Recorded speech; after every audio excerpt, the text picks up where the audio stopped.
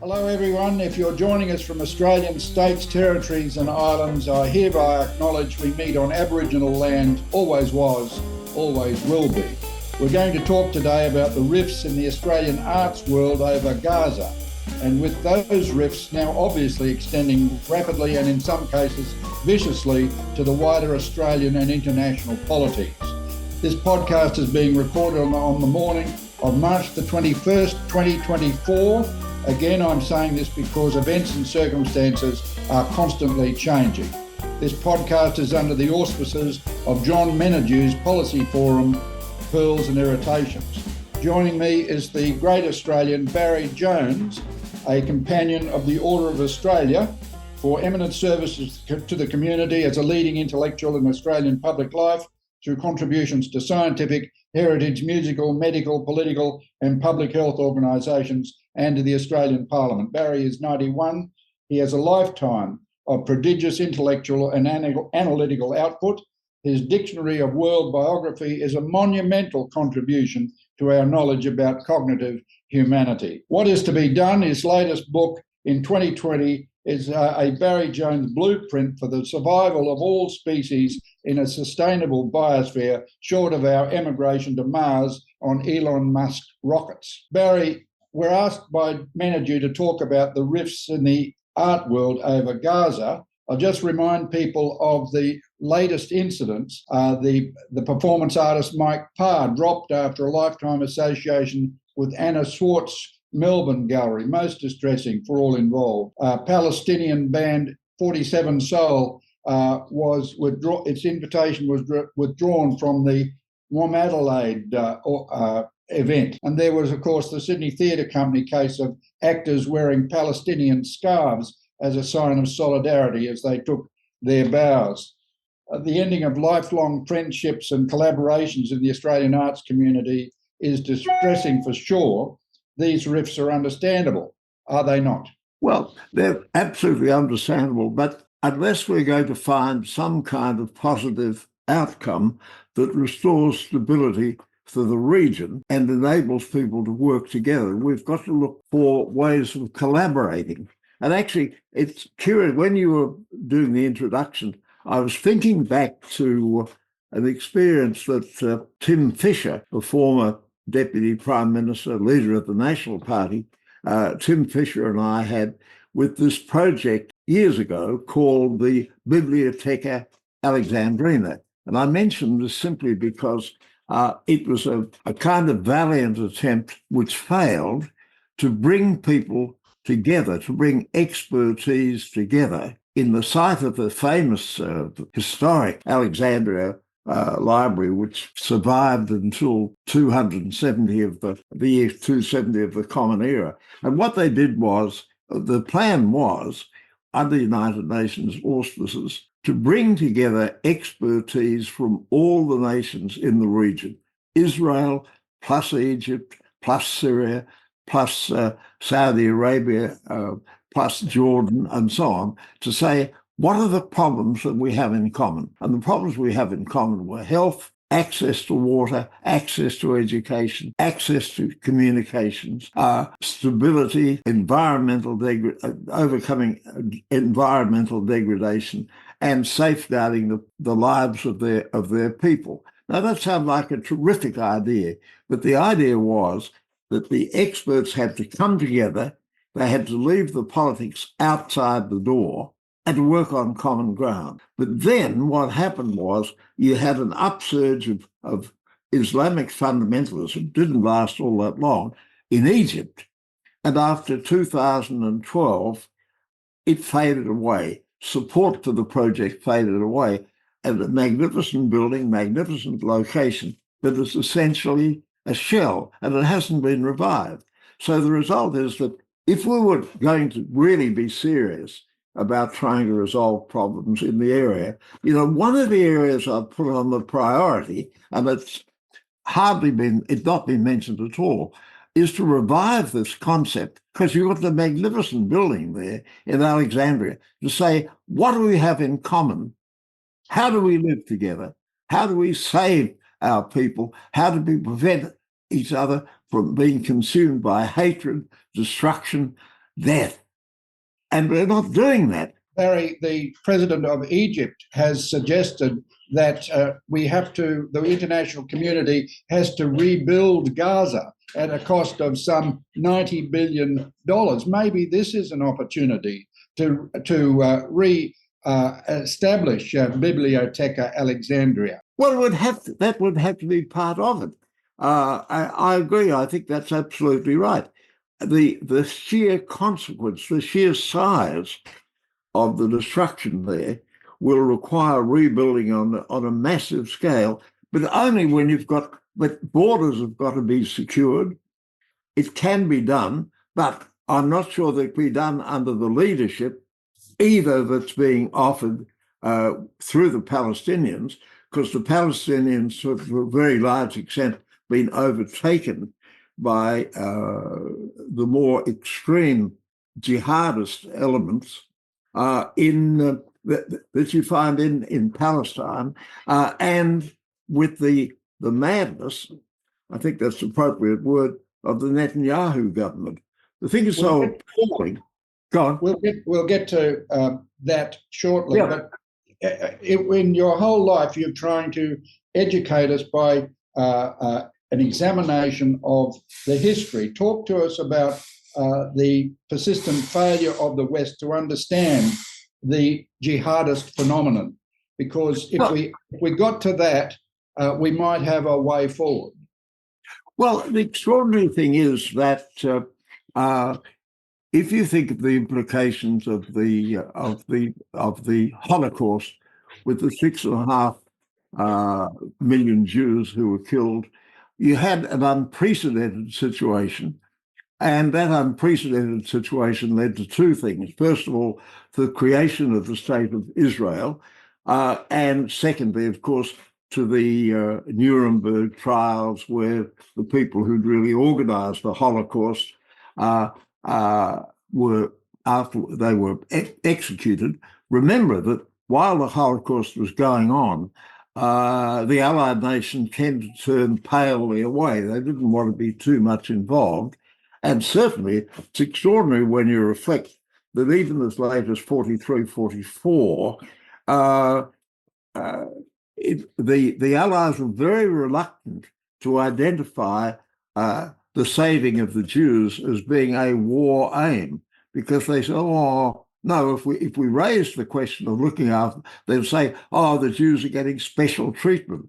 Well, they did get special treatment, but in a quite unprecedented kind of way. So what happened was that with the creation of Israel in 1948, and then, of course, what followed on the Nakba, the turning point, often in modern history in the Arab world, where you had about 700,000 people being displaced, 500 villages destroyed, and not quite clear how many people were killed, probably something like 30,000, something of that order. But the curious thing was that in that period after, one of the things I've been thinking about a great deal is how late the jihadist phenomenon is, because in that early period, immediately after the Holocaust and immediately after the Nakba and so on, you still where you had people who had direct knowledge or experience of the Holocaust or the Nakba, there was some kind of desire to work out an outcome, because they said, we can't live together unless we have agreed borders. And what happened was you had attempt after attempt, which failed, war after war, which went on until 1967. And then what is essentially the current borders were established then. But the curious thing is that the generation now, the generation of jihadism, is something that's really comparatively late. See, it begins in Egypt with Qutb in the 1960s. Then you see it's taken up by Ayatollah Khomeini outside Iran for decades, and then in Iran after 1979. And you see organizations like Hamas and Hezbollah date from the 1980s. They're really very late. And you can see that terrible period when, for example, the West did a lot to strengthen the Taliban in Afghanistan, because they saw the Taliban as being a useful instrument to push the Russians out of Afghanistan. So the West has got a terrible reaction, and that's why the West has been involved in the Middle East. But when you look back from the time of the Crusades, it's hard to see a single example of a Western involvement in the Middle East that hasn't been disastrous.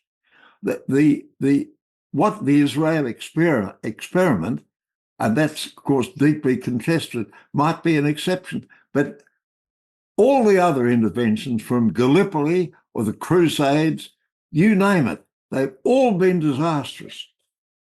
All been misjudgments, but the difficulty for us now, Barry, is the current catastrophic humanitarian situation in Gaza after the Hamas atrocities.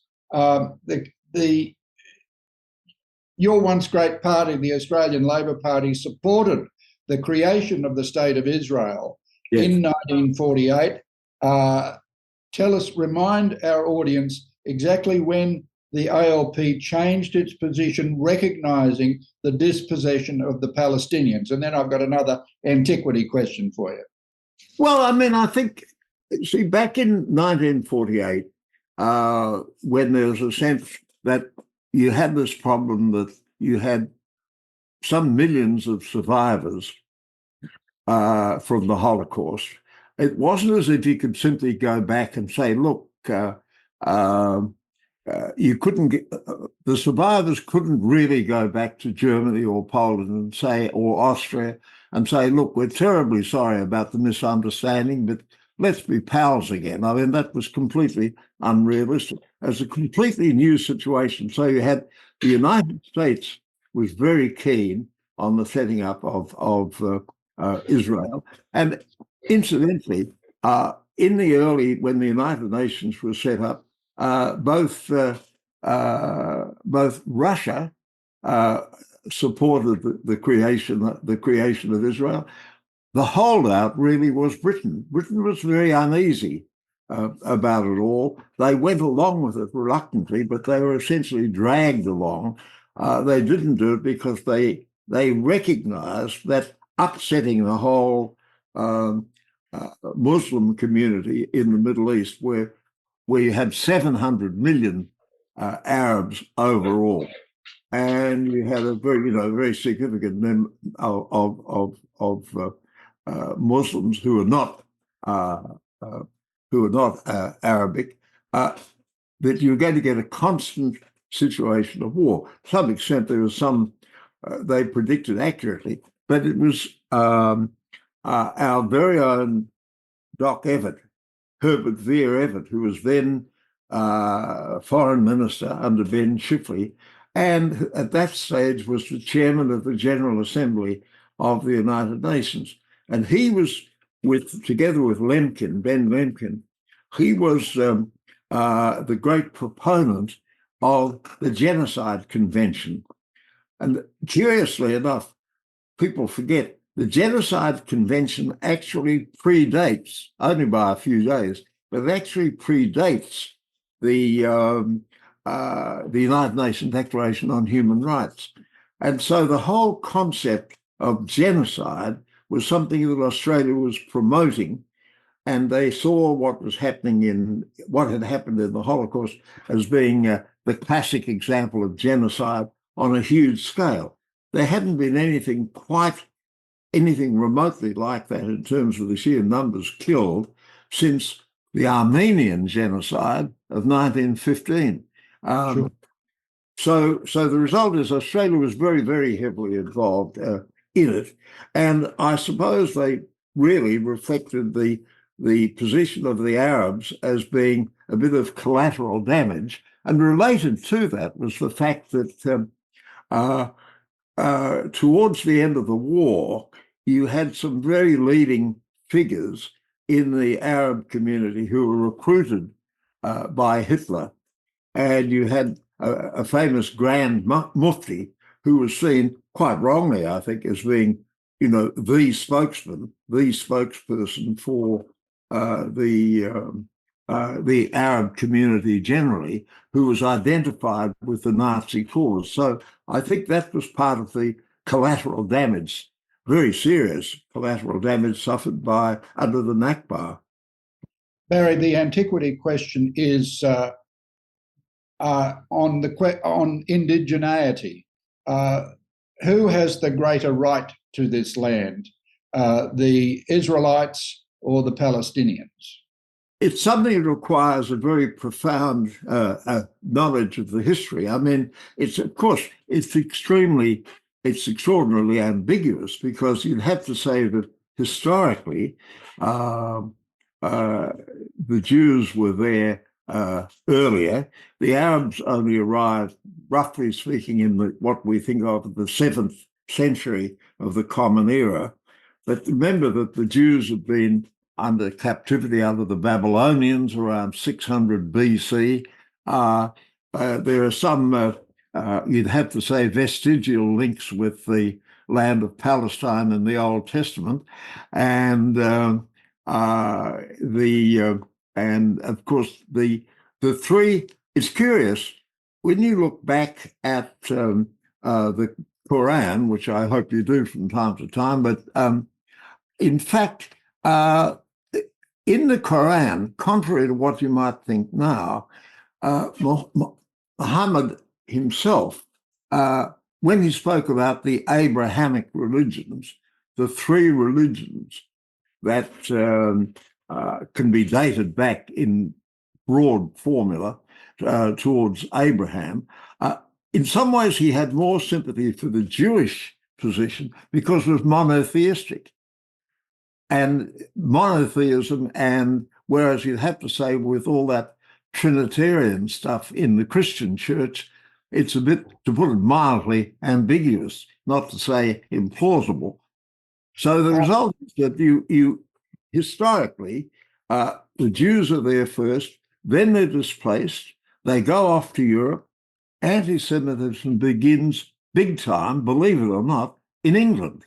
The first really major killings of Jews is in England under the reign of Edward I. So thank you for that, Barry. The question, I suppose, is given this history, an acceptance by people of good faith that there be an acceptance of dispossession of the Palestinians, and that's why the two-state solution came about in contemporary times. And it just now seems with Netanyahu using the religious element of Zionism, not the secular element of Zionism, which has been a distortion, and it's worried Jewish populations all around the world. A misjudgment. Netanyahu's really is in his own way. Well, he's both a petty criminal and a major criminal. You see, what has happened is that he has no time personally for the fundamentalists, but he depends on the fundamentalists for his survival, and in fact, keeping him out of jail, almost certainly. Because if he's put on trial, it's quite likely that he'll be convicted, or probably a higher chance of being convicted than Donald Trump does. Anyway, the thing with Netanyahu is that if there were to be a free election tomorrow, one thing about Israel is they have maintained a tradition of free election, but the parliament hasn't run its full course. The Knesset has not run its full course. If there were an election next week, it's virtually certain that Netanyahu would be swept out, and that you would have a truce, and that you would start to have a negotiated settlement towards the whole idea of a two-state solution And out of that two-state solution, you'd have, obviously, the West would have to make a massive contribution, because if you think of the destruction, if you think of the appalling killing of children, if you think of the appalling suffering that there's been in Gaza, and of course, some killings in the West Bank as well, but in the killings in Gaza are simply appalling. And Israel will have to really transform itself. What is attractive about Israel is its openness to ideas, its openness to innovation, its devotion to scientific method, to the education of women, to things that we regard as progressive values. But it's become a police state, a military state under Netanyahu. And that is destructive, not just of the Arab, not just of Palestine. It's destructive of Israel. It's destructive of what is central to Israel's moral right to exist. That's the tragedy of it for Israel and the Palestinians out of this. But the atrocities of Hamas, after what had been described as the coercive control of the Palestinians, had provoked great support for Israel. And then the reaction by the IDF under what is then a unified cabinet under Netanyahu. They all got together. There are rifts within the Israeli polity, we know, but the unity of the Israeli cabinet was such that the collateral damage, let alone genocidal intent, which has been alleged by South Africa and others, has produced this situation. The question is, while we wait for a ceasefire, and that aids, inadequate aid is getting through, can there be a breakthrough? We have to have a ceasefire first, don't we? Well, I think the Americans have got to say the Americans have to say, and Biden's got to take this risk as to whether it will lead to his defeat in December. If Biden wants to leave his historic mark, he has to say to Netanyahu, you either have to have fresh elections or an immediate ceasefire. You have to have one or the other. And otherwise, we're withdrawing our support. It's the only way out. Look, it's like Australia. We're in a bind. Australia formally supports Israel. We are providing arms to Israel, as well as now resumption of taxpayer support for UNRWA. This is a piece of hypocrisy, is it not? Well, I wouldn't put it as harshly as that. I mean, I've been critical of some areas of weakness or failure, I have to say, with some elements of the government. But I think in this case, it's a recognition of two things. First of all, that we now have a very, very significant number of people of Islamic background, including people in the Caucasus. Their point of view has to be listened to, taken very seriously. You simply can't say we're 100% Israel, right or wrong, and nothing else. You've got to use qualifying words like but, to say we support Israel, but we're concerned about the nature of the killings, the nature of the withdrawal of failure to get access to medical support, all those things, failure to get access to food, failure to get access to water. Nothing of that can be defended. It has to be opposed, and we've got to be, I think, much more vigorous about that. So I think but I can see the difficulty. But the worst thing of all is to simply look at it in a completely mathematical way and simply say, "Oh, we ought to lose this seat or that seat or that seat." You've got to embrace a broad principle that's based, first of all, on reason, but also takes into element the question of compassion, but takes the long view, not just the short view. every member of the Australian Parliament has a breakdown from the Australian Bureau of Statistics of the ethnic makeup of our now multicultural Australia. When you were a member for Lalor, you knew how... Lawler, please. Lawler. Lawler. Sorry, I'm from Queensland. You knew how many Jewish people, how many Muslims, how many Vietnamese, how many Chinese diaspora people within your electorate. So this has changed the nature of Australian politics at a constituent level. Oh, look, when I was first elected, my electorate was the most Catholic electorate in Australia. I'm in Lawler. Now it's the most Hindu. How did you get elected? Sheer luck. Manipulating the numbers. It was sheer luck.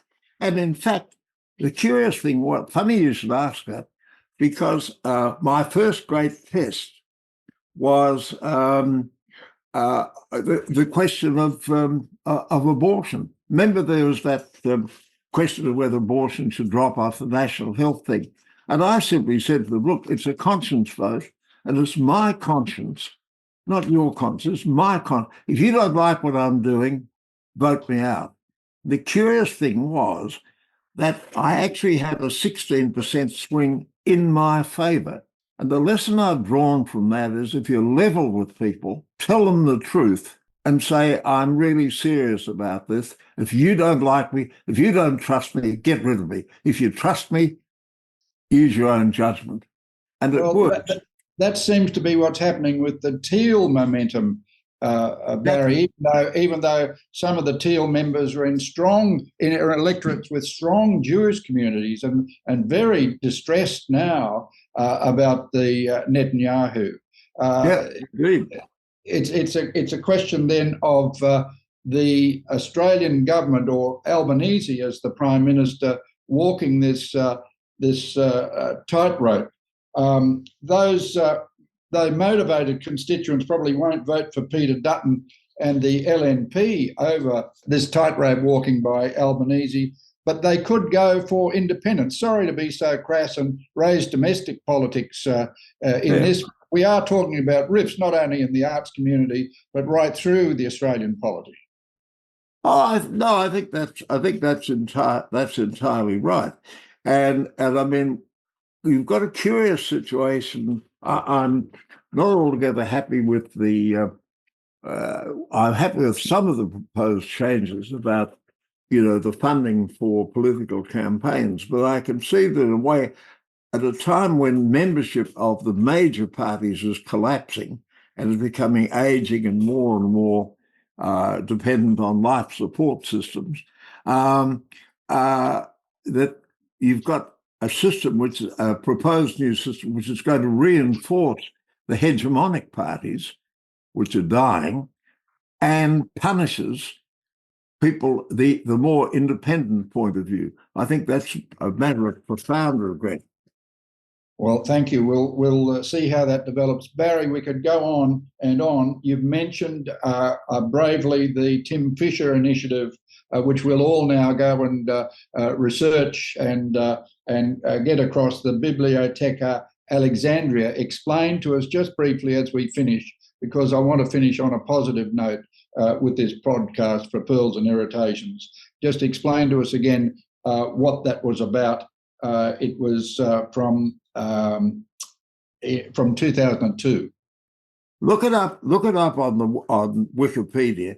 It's a magnificent building. They had an international competition, and Tim Fisher and I were there when they were laying the concrete out. This magnificent building, and it was to have all the experts in the world and all the experts in the region were to come together and say, I'm an expert on water, and we want to solve the water problems. Right. Hands up who's concerned about water problems. All of us. Leave the politics out. Forget who's in power. Just let's get the water right. Let's get access to education right. Let's get education to health right. Let's make sure that we can get rid of disease in the area. All right, okay, all agreed. But as soon as politics comes in, it simply evaporates, But Tim and I were very, very passionately involved in it all. It was tragic to see it fail, but the nucleus is there. That could be a starting point. That library, that historic, that wonderful building could be the very place where people come together to say, we've got to solve this problem and we've got to solve it for eternity. Well, we'll see Sarah Ferguson's interviewing David Cameron on 7:30 tonight. He's meant to be the big peace maker in this awful catastrophe, this great tragedy for the Palestinians and the Israelis. Let's see how that goes. But Barry, thanks very much. You've been wonderful as usual, and all the best. Great to see you, Quentin.